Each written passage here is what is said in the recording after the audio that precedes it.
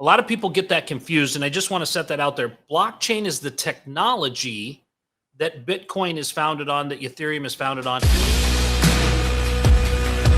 The digitalization of securities. So let's unpack this a little bit. You said they go really well together with syndications, and it provides the partners, liquidity and whatnot. So why don't we like unpack that a little bit, and let's talk about some of the advantages to blockchain and syndication, partnerships and that type of thing.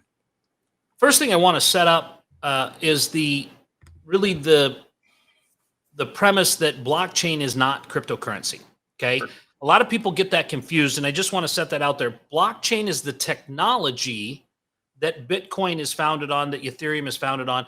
And what happens in that is that record is distributed so that everybody that's involved in everybody can see what's happened in the previous transactions and in the current transactions. And the way that works really well is if you think about title chain. Right? You're in real estate. Most people listening to this podcast are in real estate. So they understand the chain of title, but you have to buy insurance for that.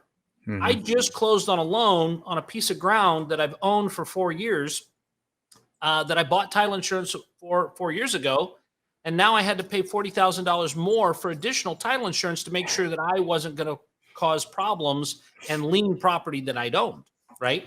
And so there's this cost involved with this insurance to ensure that you didn't do anything you weren't supposed to or didn't disclose something.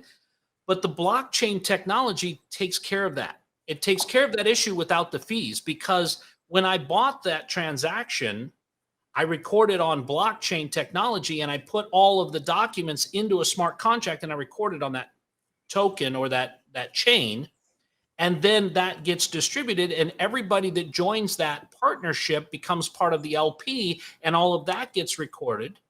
Then all of the workflow gets recorded, right? There's so many things that happen. In fact, India is adopting blockchain technology because over 70% of the lawsuits that happen in India are over title, and this is the first place they're implementing it because, well, how many Mohammeds do they have, right? And so the reality is that it has so many real world applications, and then to apply it in this particular fashion puts everything above board. But then again, once you've got involved in a syndication, what do you do with your documents? What do you, are you constantly calling the sponsor and going, hey, did we see what happened? Are we getting rents done? Are things happening on the project? What's going on?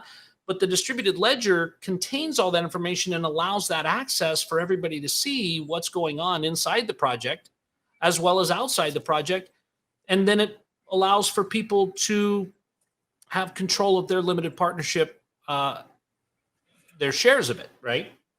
So the blockchain, you brought up a really good point, right? Bitcoin's not blockchain. This is a point that, like, if you're in crypto at any point, right, you quickly learn that the blockchain is definitely the founding technology, but it's not the crypto. The crypto just leverages the blockchain technology, which is what was really created, and it's why crypto's here to stay, because it's founded on that principle, right?